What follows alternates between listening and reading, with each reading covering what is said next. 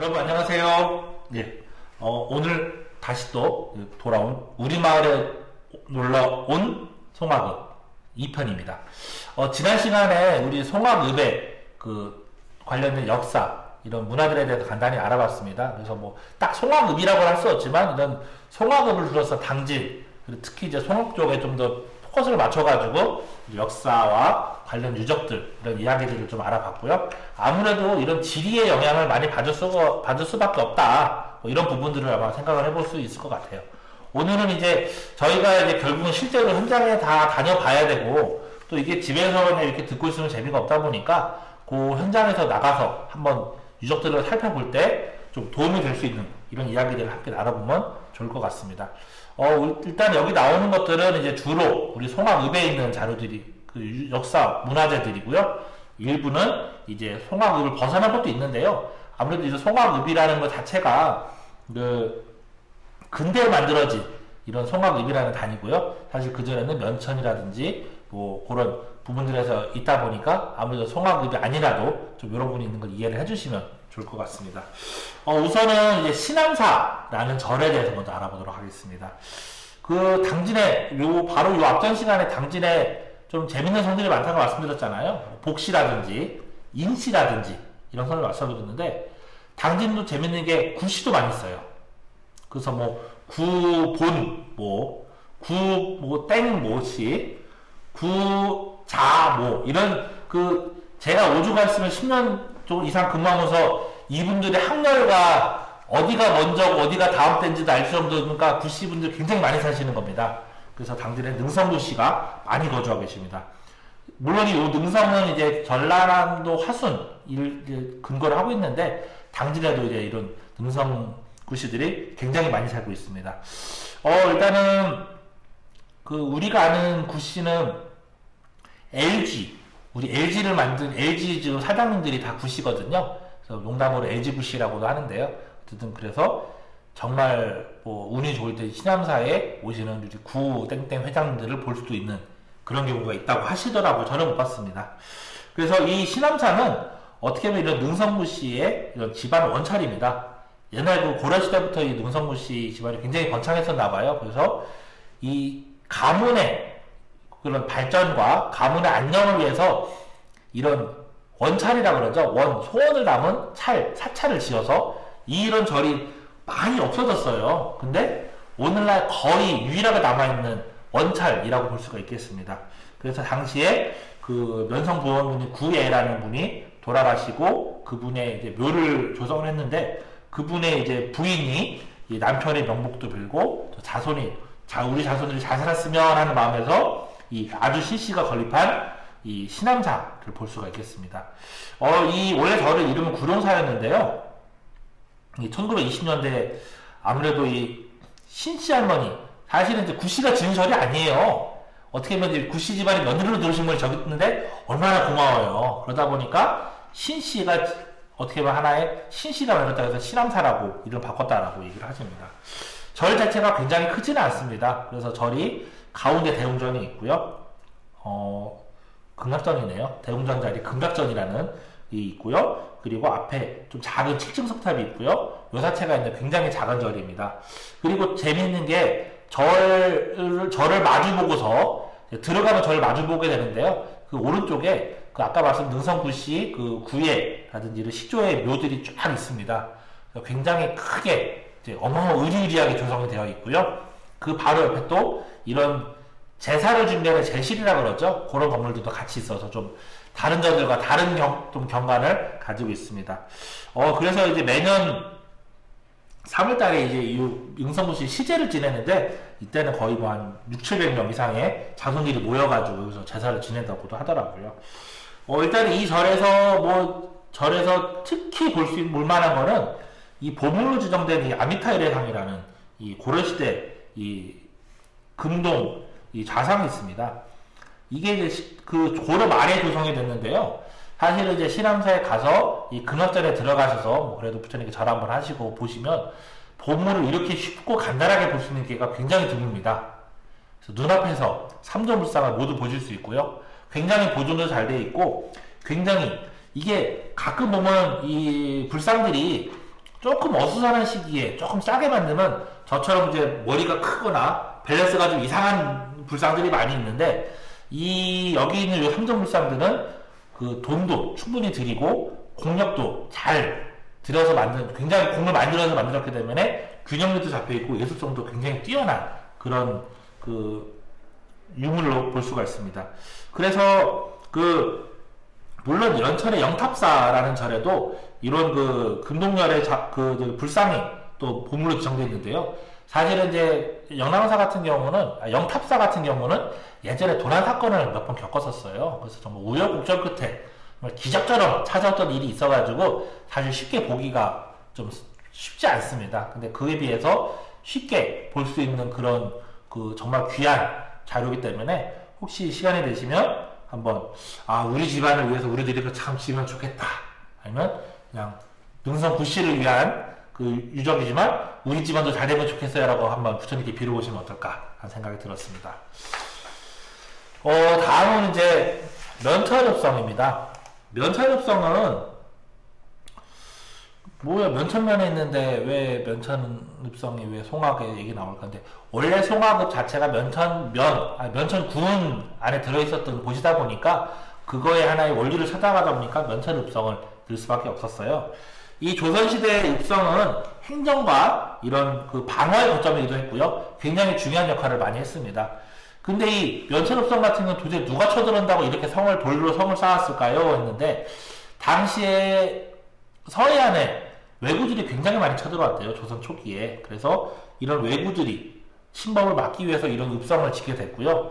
더군다나 앞전 시간에 말씀드렸지만 여기에 이 당진과 이쪽 아산 이쪽의 쌀들이 중앙으로 올라가서 중앙 왕실의 재정을 위해 써야 되는 굉장히 중요한, 아까 말씀드렸잖아요, 벼슬아치들의 급여로 녹봉으로 썼다고. 그런 거다 보니까 이런 방어의 거점이 필요하지 않았나라고 생각이 듭니다. 그래서 여기 바로 옆에 있는 서산의 해밀성보다 이 면천읍성을 더 먼저 쌓았다 그러더라고요. 세종 때 쌓게 됐고요. 다시 한번 말씀드리지만 이 면천이 지금의 면천면 생각하시면 안 돼요. 당진 전체로 생각하시는 게 훨씬 좋습니다. 그래서 굉장히 서둘러서 만들게 됐고요. 그리고 읍성 중에서 가장 한양도성과 아까 말씀드린 외구의 침범을 막기 위해 만들어진 읍성 중에서는 한양과 가장 가깝게, 가장 북단에 만들어진 성이라서 또 의미가 있습니다. 군의 행정 중심지라서 또 역할이 있었기도 했고요. 또 지역에서 되게 중요한 이런 중심지로도 활용이 됐었는데, 우리 유명인으로 치자면 청백리로 이름났었던 맹사성, 이제 지군사라는 당시에 이제 군수 같은 역할을 하기 위해서 조선 초에 부임을 했었고요. 열하일기로 유명한 조선 후기 실학자 연암 박지원 선생도 면천 군수로 3년간 재직을 했다 그러시더라고요. 그러면서 이제 연암 박지원 같은 경우는 이곳에 와서 당시에 천주교 신자들이 이제 많이 늘어나고 있는데, 이 사람들을 그래도 박해를 하지 않고서 좀 이제 교화를 하려고 노력을 했었던 역할을 했고요. 지금 면천읍성 바로 옆에 골정지라는 이 성 바로 옆에 있는 좀 아름다운 저수지가 하나 있습니다. 이거는 원래 이제 성 안에 물이 부족하다 보니까 그 물을 대고 주변에 농사를 짓기 위한 하나의 이제 저수 공간으로서 만들어 놓은 곳인데요. 이 연암 박지원 선생이 오기 전에는 여기가 이미 있긴 했는데 굉장히 관리가 안 돼서 좀 황폐화됐었던 얘기를 하더라고요. 그래서 연암 박지원 선생이 자기가 군수가 돼서 여기를 싹 정비를 하고 깨끗하게 만들고, 가운데 이 초가집으로 만든 정자를 져서 거기서 바로 뒤에 또 면천 향교에 있거든요. 그 향교에 있는 지역 유저들과 함께 좀 이제 현안들을 논의했다라고 해서, 어떻게 보면 연암 박지원 선생이 손길이 남아있는 그런 유적이 이제 골정지라고 볼 수 있을 것 같아요. 최근에 좀 복원을 많이 하고 있는데요. 사실은 이런 읍성들은 조선 후기 이미 이때부터 이제 사실은 성으로 아까 외구들이 안 쳐들어오니까 방어의 기능이 좀 약해졌고요. 이후에 이제 일제 강점기가 되니까 아무래도 이제 조선 시대의 그런 중심지들이 이제 일제 시대들의 시설로 바뀌거나 자기들이 장악을 하려면 읍성 같은 게 있으면 안 돼요. 그래서 이것들을 의도적으로 철폐령도 내리고 막 가져다가 부재로 쓰기도 하고 하다 보니까 성이 많이 훼손이 됐었고요. 그리고 또 이후에 이 면천군이 면으로 격화가 되기도 하고 인구가 유출되면서 많이 훼손이 됐었습니다. 그래서 2000년대 이후 들어와서 그러면 당진나온 유적이 뭘까? 우리 당진은 어디서 근거를 찾을 수 있을까? 생각을 해서 면천성 복원을 시작해서 지금 서문 주변, 그 다음에 풍랑로나 군자정 이런 데 먼저 시작을 했고요. 그 다음에 이제 남문이나 그 남문 앞에 이렇게 튀어나온 방언을 만들어낸 거 옹성이라고 합니다. 이 옹성을 복원을 했고, 뭐 장청이라든지 성안마을, 서람치성 이런 읍성의 여러 시설들을 복원을 하고 있고 지금도 계속 추진을 하고 있습니다. 아마 완성이 되면 그 해밀성처럼 완전히 성 안에가 싹 빠져나가는 그런 형태는 아닐 것 같고요. 읍성 안에가 지금처럼 민가랑 같이 어우러지는 그런 형태가 돼서 좀 이제 사람들이 방문하거나 여러 가지 뭐 체험이나 그런 구경 위해서 오시면 재밌지 않을까 생각이 듭니다. 지금도 읍성 안에 뭐 미술관이나 그런 시설들이 있다 보니까 한번 이번 기회에 돌아가 보셔도 재밌을 것 같아요. 네. 다음은 아까 말씀드린 이제 기지시 줄다리기입니다. 뭐 기지시 줄다리기를 보시려면 이제 매년 4월달에 오셔야 되는데, 뭐 지금 그 줄다리기 때까지 기다리시기 너무 마음이 급하시니까 줄다리기 박물관에 오시면 됩니다. 아무래도 우리나라에서 그 당시에 무형문화재를 주제로 한 박물관이 굉장히 드물었었는데 좀 비교적 좋은 이제 시도였다라고 평가를 받는 곳이 이제 기지시 줄다리기 박물관입니다. 원래는 전수교육관, 무형문화재 단체들이 있는 전수교육관이었는데요. 이 곳이 박물관으로도 활용하게 되고, 또 오늘날도 코로나 시기가 되다 보니까 밖에 이제 그 시연장, 줄다리기 하는 넓은 공간을 이제 하나의 운동 공간으로도 쓰고 휴식 공간으로도 하고, 아이들이 이제 차가 못 들어오니까 놀이 공간으로 활용하시더라고요. 그래서 저희도 그래서 박물관 밖에 이제 뭐 놀이터도 만들고 여러 시설을 만들고 있는데요. 아무래도 이제 요 바로 앞에 어느 정도 설명을 드렸지만 그 줄다리기라는 것 자체는 우리나라 전체에 널리 퍼져 있었던 곳인데요. 이게 아무래도 근대화가 되고 도시화가 되고 산업화가 되면서 많은 지역은 사라졌지만 이 당진 같은 곳은 또 운이 좋게 지금도 줄다리기가 잘 전승되고 있습니다. 아무래도 기지시 주민들이나 이런 뜻 있는 분들이 잘 이제 뜻을 이어와서 지금의 뭐 국가무형문화재나 뭐 유네스코 인류무형유산까지 등재가 되지 않았나 싶고요. 이제 줄다리기 같은 경우도 그 앞에 이런 지역의 재난을 극복하기 위해서 공동체의 화합을 이끌어내서 이걸로 이 재난을 극복하고 어수선한 민심을 수습하기 위해서 줄다리기를 하지 않았을까라고 생각을 하고 있습니다. 그 지금도 줄다리기 보면 이제 그 한쪽 줄이 100m에서 합해서 200m 정도 되고요. 굵기는 거의 지금 여기 책상 높이 정도, 한 1m 정도 됩니다. 그래서 수천 명의 사람들이 줄을 함께 당기고 함께 줄다리기를 하게 되는데요.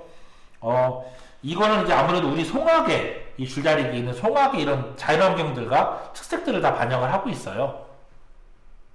아무래도 이제 줄다리기를 만드는 짚은 이 어떻게 보면 송악에서도 농사를 많이 짓거든요. 그런 농사와 관련됐다고, 농업과 관련됐다고 보시면 될 것 같고요.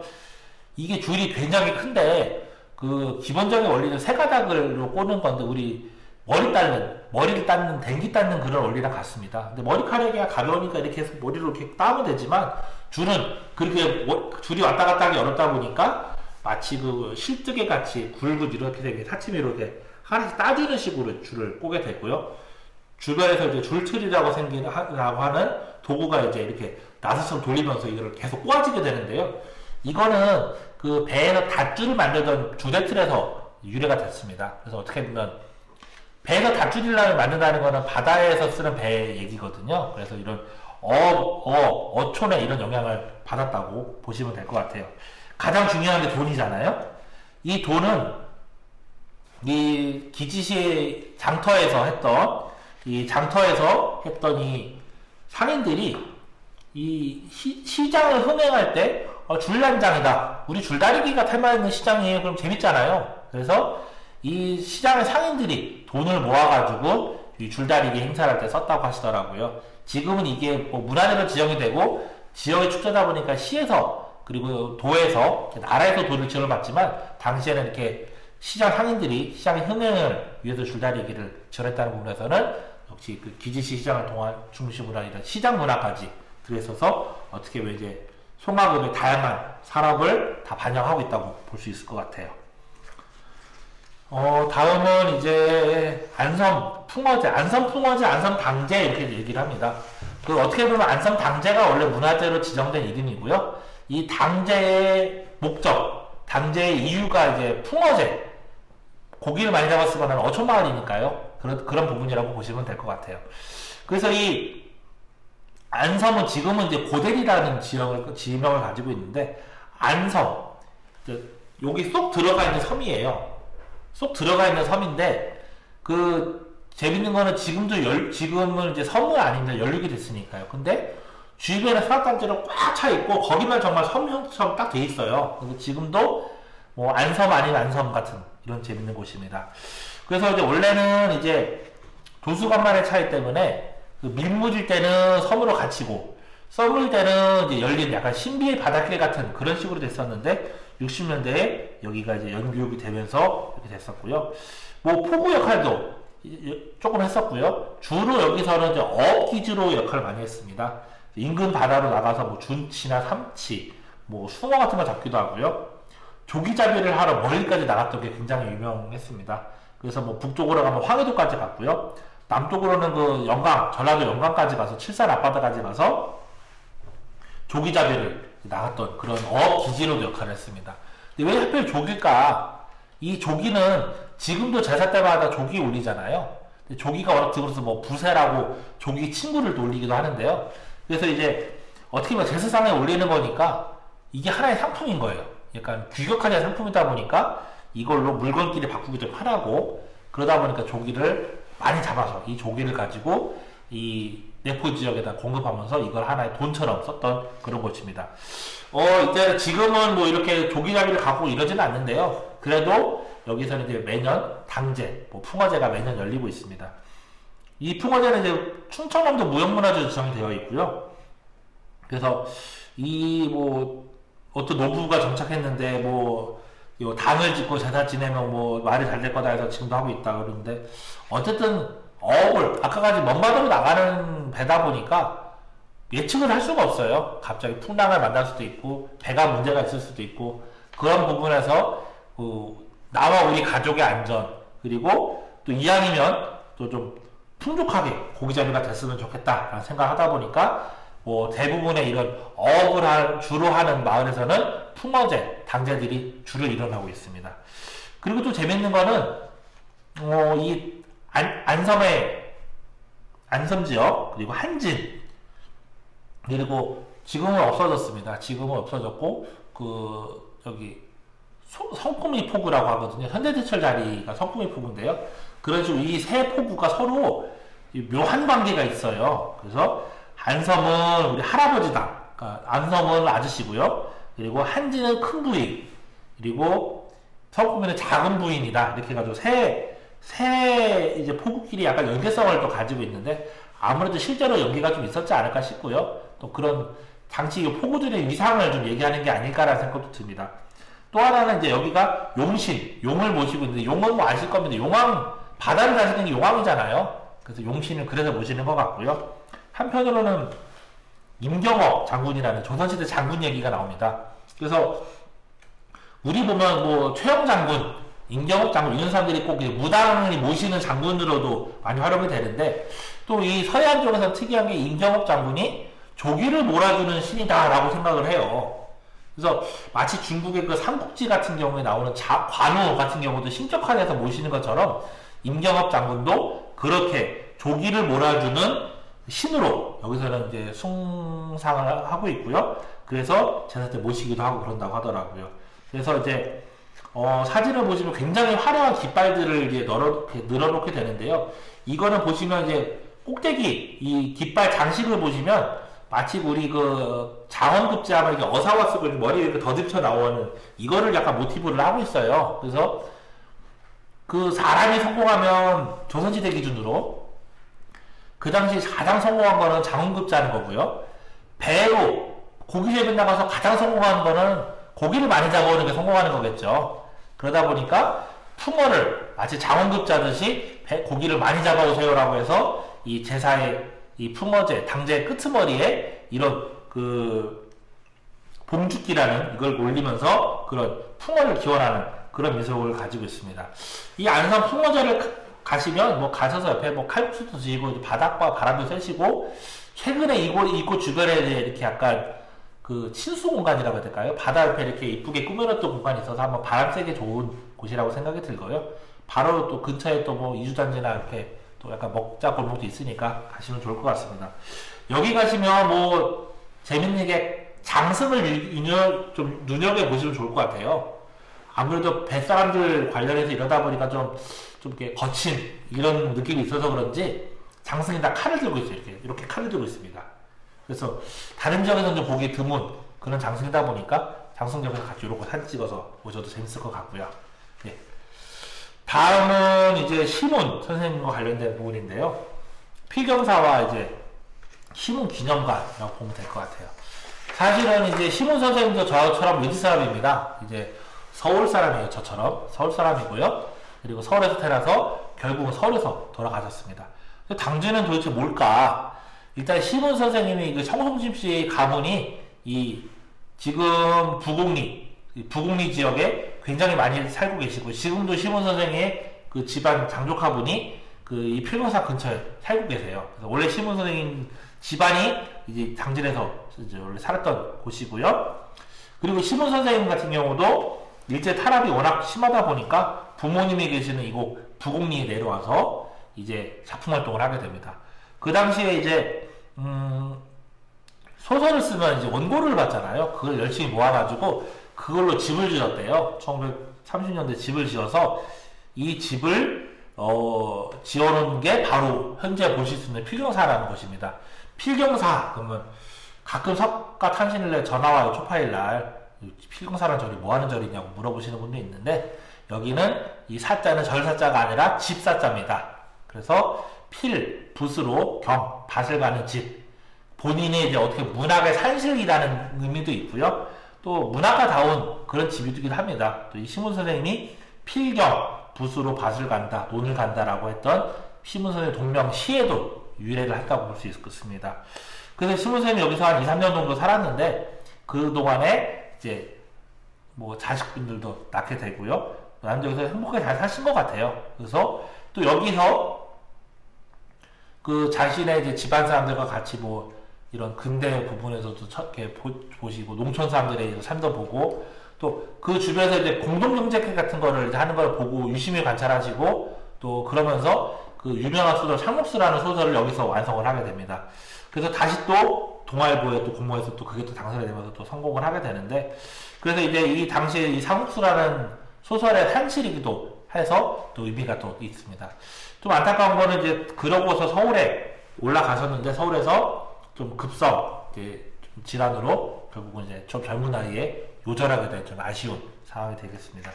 이 필경사 같은 경우는 아무래도 아주 오래된 집은 아닙니다. 뭐 아직까지 100여 년이 안 됐다 보니까 이거는 초가집이긴 한데 완전 옛날 집도 아니고 요새 집도 아니고 좀 이상해요. 근데 개량한옥이라고 보시면 될 것 같고요. 그러다 보니까 집안에 부엌과 방, 마루가 다 집안에 이렇게 들어가 있는 좀 그러니까 약간 애매한 형태의 집입니다. 근데 이제 어쨌든 집 형태가 좀 특이한 부분도 있고요. 그래서 이제 시문 선생님이 돌아가시고 나서 집이 뭐 교회로도 쓰다가 다른 목적으로 쓰다가 결국은 이제 인근에 아까 이제 시문 선생님 집안이 원래 근처에 사셨다고 그랬잖아요. 그 장조카 신지영 선생이 이 집을 사서 이제 당진의 기증해서 현재 우리 시에서 관리를 하고 있습니다. 그리고 이제 이후에도 뭐 지금은 참 이 서울에서 정말 후회를 하겠지만 시문 선생님의 묘소가 오갈 데가 없어졌었어요. 그러면서 이 시문 선생님 묘소도 이 필경사 바로 옆으로 모시게 돼가지고 지금 시문 선생님 묘소도 함께 있고요. 그리고 2013년에 이 필경사 건물에서 조금 약간 아래로 내려온 쪽에 이 시문 기념관 건물도 같이 건립을 해가지고 이 시문 선생님에 대해서 상록수라든지 시문 선생님의 다양한 글에 대해서 볼 수 있는 그런 공간이 되었습니다. 그 매년 이제 시문 선생님이 이제 돌아가신 주기에 맞춰서 순모제도 열리고 있고요. 그래서 과거에는 이제 필경사 이 선생님 댁 앞에서 딱 보면 그 갯벌과 바다가 쫙 펼쳐져 있었을 텐데 지금은 앞에 공단이 쫙 펼쳐져 있습니다. 정말 많은 것이 변하기도 했습니다. 그리고 이제 이거 보시면 시문 선생님 같은 경우가 우리가 맨날 그날이 오면 뭐 상록수 이런 것도 있는데요. 생각보다 되게 아름다운 뭐 소설과 산문, 시 같은 것도 많이 있습니다. 뭐 다양한 소재로 된 다양한 글들이 있거든요. 뭐 야구, 우리나라에서 아마 야구라는 소재, 스포츠를 가지고 쓴 얼마 안 되는 그런 근대 시기에 그런 시라는 시도 있습니다. 뭐 7월의 바다라고 해서 횡단도 갔던 얘기도 산문도 있고요. 여러 가지 그 글들이 많이 있습니다. 그래서 생각보다 신문생과 관련된 다양한 글들이 있는 걸 좀 함께 보시고 뭐 이거 다녀오시면서 함께 또 보시면 재밌을 것 같습니다. 다음은 이제 대진만호 유적인데요. 이거는 아마 대부분이 처음 들어보셨을 겁니다. 그리고 가시면 좀 실망하실 수도 있어요, 솔직히. 근데 그냥 그 아까 그런 필경사나 이런 그런 한진포구 이런 데랑 가시면서 같이 한번 돌아보시면 재밌을 것 같고 그냥 동선에 껴있어서 한번 넣어봤고요. 또 당진으로서도 좀 약간 생경한 부분이 있다 보니까 넣게 됐습니다. 대진, 한자로 대진이면 대자가 너르는 한자 있어요. 한진, 대진 같은 뜻입니다. 그래서 우리 한진에 있었던 만호, 조선시대 수군 기지라고 보시면 될 것 같고요. 위치가 어디냐면 그 부곡공단이라고 그 아까 시무생 상록수에 있는 필경사 지역에서 한진포구까지 가다 보면 공단을 지나가는 중간에 보면 이렇게 체육시설들이 있고 공원 넓은 데 있는 상록수공원이 있는데요. 그 산에 있는 곳이 이 유적입니다. 이 근처가 이제 쇠머리산이라는 곳에 이 유적이 있는데요. 이 유적이 이제 공단을 만들다 보니까 넓은 데를 개발하다 보니까 발굴을 했는데 그 발굴하다 보니까 여기 유적이 이렇게 나온 거예요. 그래서 옛날에 수군기지 터 이런 게 나오게 됐고요. 그 뭐 몇 개 막사들이 나오고 했었는데요. 어쨌든 여기 올라가시면 그 주변에 공단하고 그 한진포구 그리고 영바 있는 데랑 아사까지 쫙 보여요. 그래서 겸사겸사 한번 올라가 보시면 좋을 것 같아서 넣어봤습니다. 지금 제가 자료 화면을 몇 개를 더 추가로 지금 여기 PPT를 가지고 왔는데요. 보시면 이 옛날 조선시대에 무슨 그림이 있냐면 수군두련도라는 게 있어요. 이게 당시에는 사진이 없으니까 여러 지역에 어떻게 보면 하나의 기념사진 같다고 해야 기록사진 같다고 해야 될까요? 그렇게 큰 훈련을 하거나 큰 행사를 할 때 그림을 그려요. 그래서 이 그림을 가지고 하나의 기록사진처럼 남겨놓거든요. 그래서 그 이순신 장군이 3도 수군 통제사잖아요. 그래서 충청도, 전라도, 경상도 사람들이 이 수군이 다 모여서 연합훈련을 해요. 그때 이 대진만호에서도 갔고요. 그래서 보시면 배마다 어디 소속이에요? 라고 깃발을 걸어놨는데 제가 지금 쓴 거 보면 면천이라고 써 있습니다. 지금 면천면 아니고 면천군이고요. 그래서 이 면천에서도 온 배가 있는 게 그게 아마 대진만호 배가 아닐까 싶어요. 그래서 이렇게 그 기록도 남아있고 하다 보니까 한번 보면 재밌을 것 같고요. 여기에 이런 만호 수군기지가 있었던 이유는 아까 말씀드리는 왜구를 막기 위해서 그렇고요. 또 여기에 있었던 여기에서 출발해서 곡식들이 서울로 올라가잖아요. 그래서 이런 곡식들 이거 한 방 털으면 쌀이 1000석이 넘어 부자가 될 수 있어 하니까 혹시라도 해적이 올 수도 있잖아요. 그런 호송 역할도 했다 보니까 여기에 잠깐 이제 뭐 단기간 정도로 수군 기지가 있었다고 볼 수가 있습니다. 근데 뭐 이후에는 이 수군 기지가 사라지면서 지금은 이제 주춧돌 터가 남아 있고요. 올라가면 이제 이 근처에서 가장 높은 데가 여길 거예요. 올라가면 이제 바닷바람 쐬시고 그 밑에 쭉 바다 보시기 좋아서 한번 넣어봤습니다. 다음은 영웅바위입니다. 영웅바위는 이제 그 신평면 매산리인데요. 사실 여기는 이제 그 당진 우리 송악읍은 아닙니다. 근데 아까 말씀드렸지만 그 한진포구에서도 그렇고 이제 보기가 좋아서 여기 이렇게 넣게 됐고요. 아무래도 영웅바위가 의미가 있는 이유는 이 한진포구랑도 관련이 있어요. 그래서 우리 어디라고 해야 될까요? 우리 집에 다와가 서울에 갔다 예를 들면 가령 서울에 갔다가 이제 쭉 이제 고속버스 타고 가든지 집에 갈 때 보통 연락 어디서 하느냐면 나 횡단도 여기서 지나가 이제 집에 다와가 아니면 나 당진항시 통과했어 이렇게 연락하잖아요. 그런 느낌이에요. 관문 느낌입니다. 그래서 당시에 배도 자주도 안 타고 다니던데 배가 또 얼마나 끼우뚱끼우뚱 했겠어요. 근데 이 서울 마포나루 혹은 인천에서 배를 타고 출발했는데 이거는 가는 것도 아니고 안 가는 것도 아니고 계속 지루하게 한 7, 8시간 갔을 거예요. 그렇게 가는 과정에서 이제 재미도 없고 지루하고 피곤한데 이 기둥이 탁 나타나는 거죠.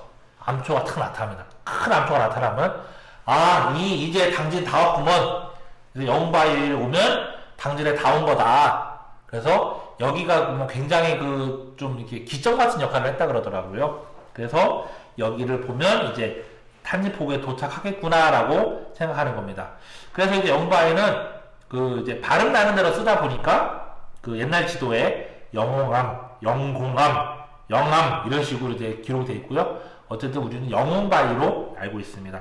몇 가지 전설이 있는데요. 하나는 아까 말씀드렸던 그렇게 지역의 한지마 앞바다에 왔던 큰 해일의 결과로 어떤 부잣집, 큰 이제 대가, 큰 집이 있던 정원석이 얘만 달랑 남았어요. 이런 얘기도 있고요.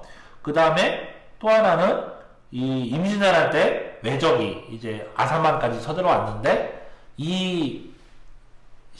요 돌이 하나의 신통력이 있어가지고 이게 마치 큰 이제 장군처럼 보이게 배를 이끌은 장군처럼 보여서 왜군이 이걸 혼비박산해서 도망갔다 이런 얘기에서 정말 이게 영웅이 아니냐 이런 얘기도 있었다 그러고요.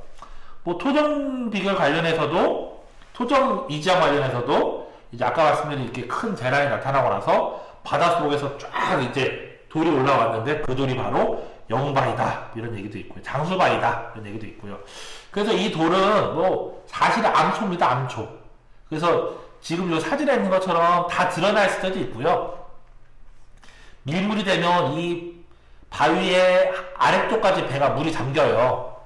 그러다 보니까 지금은 암초라고 할 수도 있지만 어쨌든 그렇게 하나의 명승이라고 볼 수 있을 것 같아요. 하나의 그런 기점으로서 이제 유명한 조선시대 문인들도 이 영바위를 보고 시도 많이 남겼고 이렇게 부분이 있거든요. 그리고 또 하나는 최근에 결과가 썩 좋진 않았지만 당진하고 평택 간의 도계 분쟁을 할 때 이 영바위가 굉장히 중요한 역할을 많이 했어요. 예를 들면 우리 독도는 우리 땅 이런 것처럼 독도를 기점으로 바다를 보는 거랑 우리 포항이나 동해를 기점으로 보는 거랑 다르잖아요. 그런 것처럼 영바위가 당진 땅이니까 여기서부터 봐야 된다. 이런 우리 당진의 입장을 했을 때 되게 중요한 역할을 해서 보니까 굉장히 이제 영바위는 오늘날에도 중요한 역할을 하고 있는 곳이라고 볼 수 있고요. 그러다 보니까 이 영바위가 지금 당진시 향토일적으로도 지정되어 있습니다. 그래서 영바위를 거쳐서 이제 한지폭이 딱 가다르면 당진에 다 왔구나, 송악방에 왔구나 라고 이렇게 보시면 될 것 같아요. 그래서 일단 이렇게 8개 지역에 대해서 간단하게 설명을 드려봤는데요. 한번 가서 보시면 다 문화재 안내판도 있다 보니까 충분히 보실 수는 있는데 그냥 참고가 되셨으면 하는 마음에서 말씀을 드려봤고요. 요 8가지 이제 8군데를 다 가시면 가장 좋은데요. 겨울이도 춥고 이러다 보니까 몇 군데만 가시면 아마 이제 또 선물이 준비되어 있는 것 같으니까 이런 기회에 한번 쭉 돌아보시면 그래도 좀 뜻깊은 추억이 되지 않을까. 그리고 우리가 살고 있는 송악 이 지역이 어떤 곳인지도 알 수 있는 그런 계기가 되지 않을까라고 생각이 들었습니다. 저는 이렇게 우리 마을에 놀러온에서 제가 1, 2편을 제가 진행하게 됐는데요. 이런 기회를 주신 송악사회복지단에게 감사드리고요. 또 다음에 또 혹시 기회가 되면 더 좋은 콘텐츠로 찾아뵙는 고대영이 되도록 하겠습니다. 여러분 감사합니다.